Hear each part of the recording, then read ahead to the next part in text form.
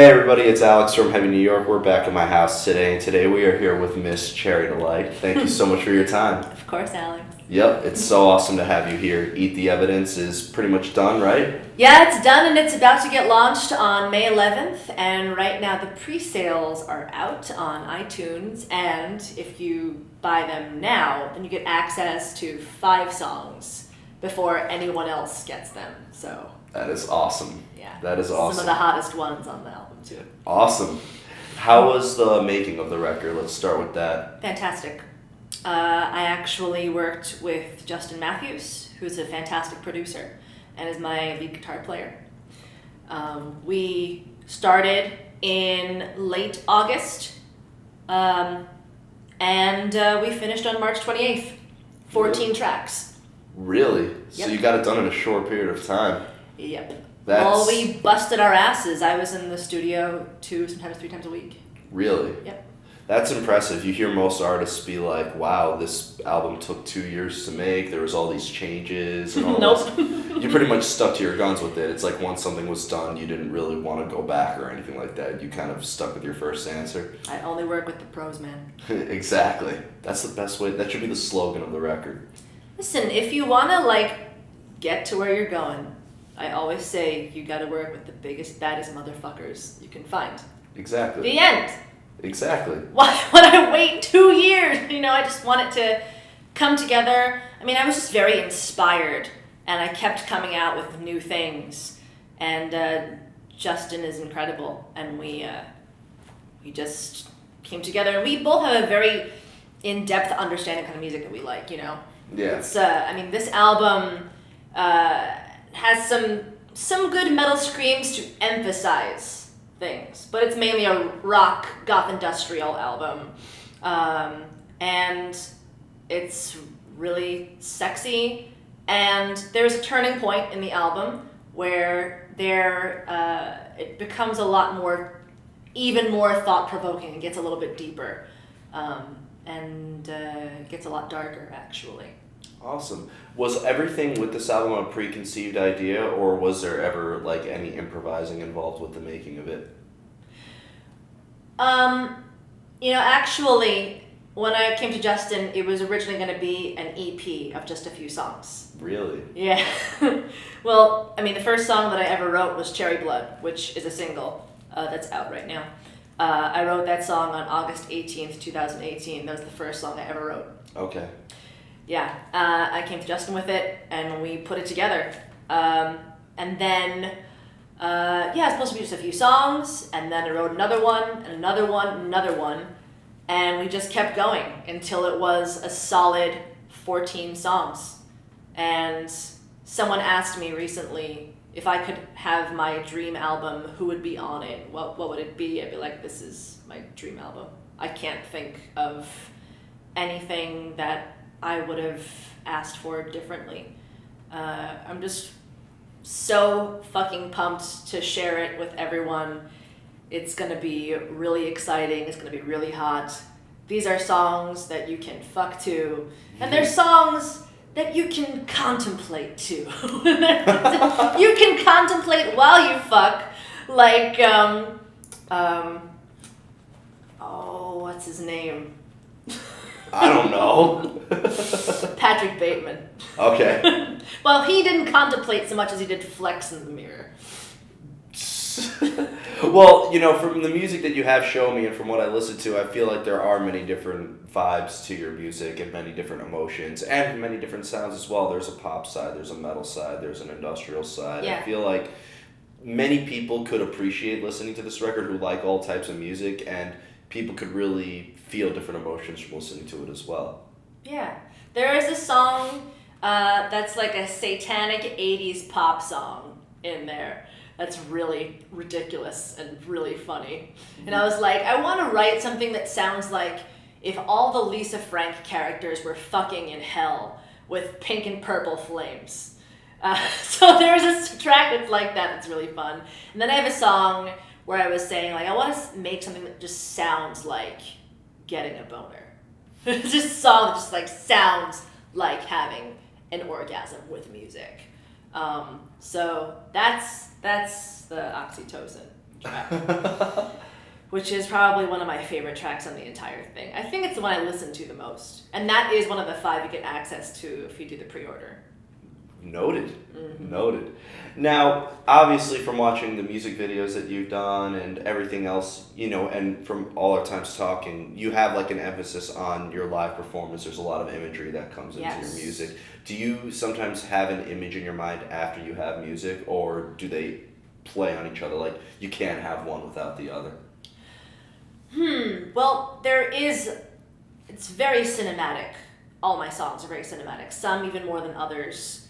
The live show is going to have projections by Dylan Mars Greenberg, and she's primarily someone who's worked a lot with trauma. Okay, yep. Yeah. So she's fucking awesome. When I finish my songs, I can imagine what music videos would be like for them if I choose to do a music video for them. The song Confess was inspired by this kind of fantasy of 2 Catholic schoolgirls breaking into a church and fucking on the altar. Yeah, you told me about that one. Yeah, that is the main imagery and mood of that song. There's a song about the Black Dahlia. Awesome. On the track, on the record, and it is from her point of view as kind of just my love letter to her, because I love her. Elizabeth Short. I love her. I love her like I knew her. I'm very, very passionate about that cold case, so it's a special song for a special girl. Awesome. Shout out to Elizabeth Short. Yeah. There's a song for Bambi the Mermaid called Sea of Teeth. An evil mermaid. That's a lot of fun. Laura Lee Anderson is my backup singer, and she's the voice of the mermaid on that track. That's the only track that she's on, but she'll be in the live performance singing with me. She fucking rules. Awesome. I can give her any material, and I'm like, Laura Lee, can you sing this? Oh yeah, sure. There you go. Perfect every fucking time. Somebody you can always count on. Yes. Yeah. And she's so fucking hot. She knows to show up in like a piece of dental floss. Two times in a week. She's the best. She's my girl. Love her. What's funny is because you mention all these different stories and what these songs can be about, but can your music also be open to interpretation at the same time? Yeah. I don't want to tell everyone what every single track is about, because I don't think that would be as fun. Yeah. But it can also be what you want it to be about. But all the songs have definite meanings to me, and all the songs are very dear to me and mean something really intense for me. All of them. But they're all really fun. Yeah, absolutely. I feel like, you sing about some fairly grotesque subject matter, for lack of better words. Yeah, or there's dark, some... But there's a catchy side to it. It's almost like the fun side or the beautiful side of darkness. Absolutely. Yeah. Absolutely. Yeah. Thank you for picking up on that. No problem. Now, what I was curious is, as you know, you have a background in burlesque as well, and I was curious to how burlesque performance could influence your music performance, or is it a completely different game in general? This is mostly me as a rock singer. There are some burlesque elements in my performance stuff. There are a lot of costume changes. I will probably end up naked at the end of most of the shows, venue allowing. The show at May 11th in Coney Island, I'm absolutely going to be naked at the end of the show. Good to know. Underwear is stupid. Underwear is fucking stupid! No, I'll be naked at the end of the show. Surprise, surprise. We're very lucky to live in this state. Yeah. Because the things that I have done on stage here, I cannot get away with anywhere else. I've done some fucked up shit on stage. There is one song in the track, Ultimate Sinner. In the live performances, I Hitachi myself throughout the entire song, as I'm singing it. And we see if I can get through the song or not. It is a roll of the dice. You should have people volunteer on stage to see if they could sing the whole song while having that happen to them. No. What if they're off key? Very good point. Gross. Fucking gross. Very good. Only sing if you can sing. Very true. I'm such a bitch. I think that's part of the performance. Well, because, having the background of burlesque, and I mean, you showed me your performance that you did with Lords of Acid, which I thought was awesome. That was really fun. So I was curious to maybe if like the burlesque side of you and the rock side of you do sometimes go hand in hand. Yeah, it's extremely theatrical, and my burlesque is not Dita. I love Dita. She's beautiful. She's talented, but that's not me. And I don't want to be that. Yeah. I do mostly performance art. Yeah. That has burlesque elements to it, as in a narrative. Mm-hmm. Beginning, middle, end. There's never not a reason that I'm doing something on stage. There's always a reason. You never have blood on you just to have blood on you. Yeah, there's always a reason, and there has to be. We have to tell a story. Mm-hmm. Well, I feel like every burlesque dancer, and I'm not a burlesque dancer, so shut me up. You're not? No. You want to? No. Well, the night is young, But, Dita Von Teese has her own element. Lucy Buttons has her own element.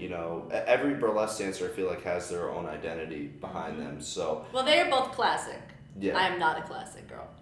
I am not a classic burlesque performer at all. In fact, I have a classic burlesque act making fun of classic burlesque where I strip to Pig Destroyer. That is awesome. I don't know how you keep on the rhythm with fucking grindcore doing that. Oh, I do. Hit double bass, that's pretty awesome. Thank you very much. That's pretty awesome. It's a really fun, because no one's expecting it. Yeah. Well, I'm always, every time I see a burlesque performer take the stage, I'm always curious. The first question I ask is, wonder what soundtrack they're going to be doing this to. And I've been surprised many times, but I think you've took it to new extremes with Pig Destroyer. Yeah, that's, I use Pretty in Casts and Scarlet Hourglass. Awesome. What, well, it's funny because I figure that, whether you are doing burlesque or you're performing your music, there is such a metal side to both of them. There is an essence of darkness, so there's also has to be a lot of similarities. You have to possibly be in a similar headspace with both, right? Yeah, when I'm on stage, I just feel completely like the most powerful person in the world. Just being a grown-ass woman, just being like, and it feels so fucking liberating. I can do whatever the fuck I want on stage. Also because we're in New York. But, yeah. I feel very, very comfortable on stage. More comfortable on stage than off stage any given day. Always. I always feel more comfortable talking on a microphone than I do in regular real life. I always feel more in control in front of a crowd than, just the average person. Mm-hmm. But that's an only child for you. So you say you're a completely different person on stage than off stage? No, not totally different, but I'm saying more confident, more sure of myself, more, on the ball with what I feel like I'm going to say and how I'm going to be. Interesting. But it doesn't mean that I'm a different person. It just means that I'm a little more amplified.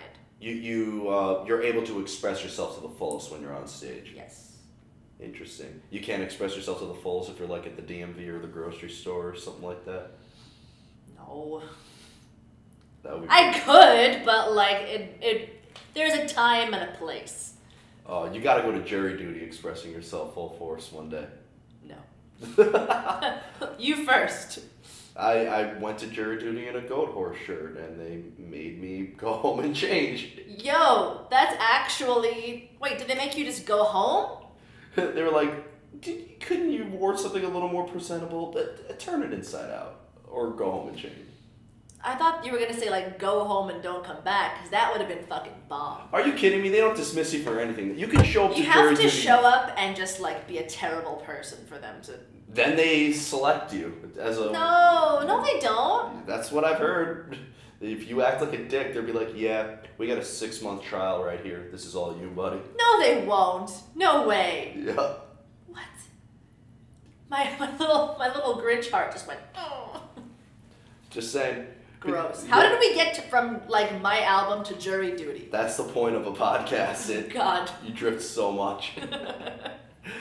But actually going back to your album, because you mentioned like being on stage and off stage is different. So when you're performing this stuff live, how different is it than when you're in the studio or when you're practicing in your spare time?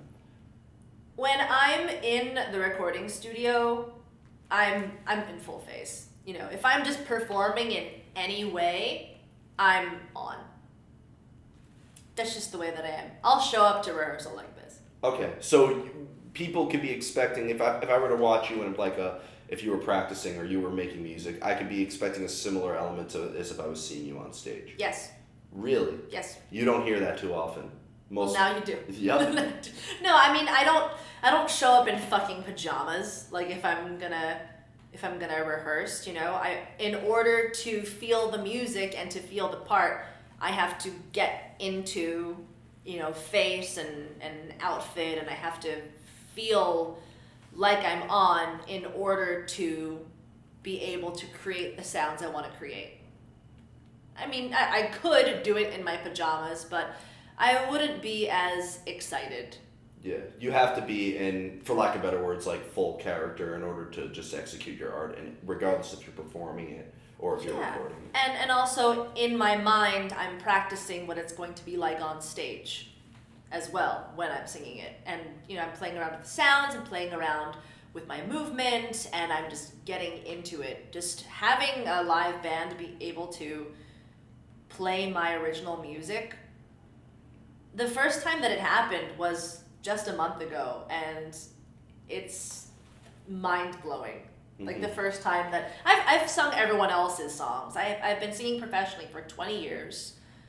I have a extensive jazz and Broadway background, but it's those things that amplify my rock sound. Absolutely. And give me more of a unique kind of bluesy element to my voice. And it's that kind of a background that makes it sound different. So like I've said, I've sung everyone else's songs, but just recently have I only sung my own. I had never written any of my own music until August, and this has all happened very fast. So I'm just extremely grateful for the people that are on my team who are helping me execute this in a larger-than-life way. Did working with other musicians maybe allow you to expand on your vocal style at all, too? It was Justin who wrote the melodies with me in the studio, and we always wrote them with keeping in mind opportunities for me to really like sing instead of just scream the whole way or anything. Like I said, I scream, I have a good metal scream, but it's never the whole way through a song. It's just to emphasize points, because that's not, you know, necessarily what my music is at all. Yeah. Well, it's funny because, you know, you hear a lot of vocalists that, you know, they sing in like classical opera or they were classically trained and then they kind of got into metal. It's unique that you have like the classical jazz background. Is there any sort of technique maybe that you've learned from that influences as well, or did you just kind of want to forget, maybe kind of put your roots sort of like behind you? I think that just the way that I've learned to belt is something that has helped me gain a lot of power with my voice. I never have to push it because I've been singing for so long that because I know how to belt, when I am on stage singing rock stuff, it just is like just comes out and it feels good. Awesome. That's really cool. And you said that this was your first time songwriting, and it's always been proven that songwriting is a completely separate mind frame. It's a very separate game between just being able to sing. Was it challenging at all, kind of going from singing to songwriting, or did it kind of just naturally fall that way? It just naturally fell that way. It just naturally happened, and I just wasn't ready before. The reason why it didn't happen before is because I wasn't mature enough and to have the kind of experience in life to be able to write this kind of content. Mm-hmm. I couldn't do this when I was 21. There's no way. You know, I had to wait a long time, and then it just happened. It just straight up happened. I remember being on the Manhattan-bound L train, and I thought, like, what does Miss Cherry Delight have to say? Opened up my notes on my phone. I wrote the lyrics to Cherry Blood. Wow. That was it. I wrote it before I got to Manhattan.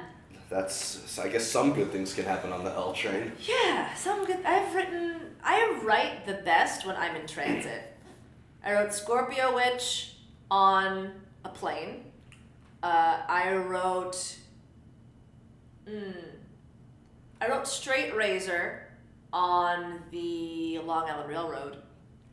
I write a lot of stuff when I'm just in motion. I write at the gym when I'm on the stairs that go to nowhere. Mm-hmm. I wrote Here Kitty Kitty on the stairs. That's unique to say that. Most people only write their songs in the studio or in the privacy of their own homes. It seems like you have to be completely in a different element with each song. It seems like every song calls for a new approach. Absolutely. Yeah. I would say that. So before we go, I'd like to thank you so much for your time today. Oh, you're so sweet and so cute. Thank you. I appreciate it. First off, we're presenting also, this is the first time anybody's seen the Cherry Daddy jacket. Yeah, Cherry Daddy has a song, Oxytocin, that's on the album. This was created by Glitter McCobb of Slutty Ghost, and I'll show you the back. Oh, it has, well, first, you may as well stand up. You can see the back has the tails, and I'll show you the back. Oh, you're doing the zipper? No, I won't do the zipper. You'll have to see that at the live show, but Okay. here's the yes, yes, Cherry Daddy. Instead of yes, no, like a Ouija board. That's awesome. Yes, yes. Yeah, Cherry Daddy is a pro-dom who, she's like a pro-dom, like, sex superstar. But she doesn't have sex on camera. People just know that she's, like, the ultimate lover. And people, you know, the Death Clock fans? Oh, yeah. It's like that, basically. People go crazy like that. To be near her, to try to get to her inner circle of people who can please her. But it's a very long, grueling process to get to be one of the cherry sluts. Mystery is sexy. Yeah. So she is addicted to oxytocin, which is the neurotransmitter that releases in your brain when you come. It's the thing that makes you feel like you're high when you're having like a crazy orgasm. So that feeling, that hormone is something she's addicted to, and she wants that literally all of the time. I always thought it was dopamine, but... Dopamine is something involved in orgasm, but it's oxytocin, which is the bonding hormone that she's addicted to. I learn something new every time I do an interview. I love it. Is there just anything else you want to promote with Eat the Evidence? You said it comes out May 11th. May 11th? The album release party is going to be May 11th that evening. So that day is album release internationally, but that night we're all going to fucking party at the Freak Show in Coney fucking Island. And Jessa Lantern's opening for me, who's a fucking awesome singer. Oh, yeah. Melissa Elledge is this sexy goth accordion player who's going to be playing during the happy hour and hors d'oeuvre hour. It's going to be Hot Hors d'oeuvres by Moods Foods. It's being sponsored by Brooklyn Arts Council and Music of Curiosities. And myself and my band will be performing the entire album live in track order from beginning to end. There will be projections. I have sexy backup dancers. There's actually, I'll tell you a little thing on this interview. Okay, so if you've seen the Cherry Blood music video, which is on YouTube and Vimeo, the Cherry Blood cake is the prominent thing. It bleeds and it's poison and all that. The amazing creator of the Cherry Blood cake, Mickey, she is making little mini cherry blood cakes, like 100 of them. That's and they will bleed when you bite into them. That is awesome. Yeah, with real cherry blood in them. That is awesome. They're gonna be fucking delicious. I bet they are. And they're complimentary. You don't even have to pay for them. I might take all of them. Don't you dare! Everyone's gonna have one. I mean, the theater only seats a little over 100 people, and the tickets are already starting to go. So when you see this, go to coneyisland.com, look in the events page, and then go to May 11th, and you'll see the event there, and you can buy tickets right there. Also, the link is on my Instagram, Miss Cherry Delight. It's in the little URL thingy. Awesome. Well, so great to have you here. Thanks for babe. coming over. Everybody, Miss Cherry Delight, Eat the Evidence, out May 11th. This is Alex from Heaven, New York. We'll see you next time.